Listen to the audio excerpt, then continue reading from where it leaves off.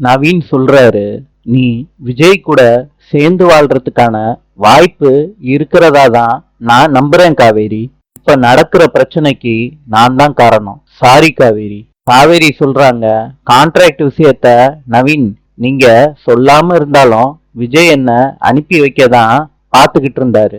யமுனா தூரத்துல இருந்து பாக்குறாங்க நவீனும் காவேரியும் பேசுறத. இவங்க ரெண்டு பேரும் என்ன பேசிக்கிறாங்க, அதுவும் தனியா.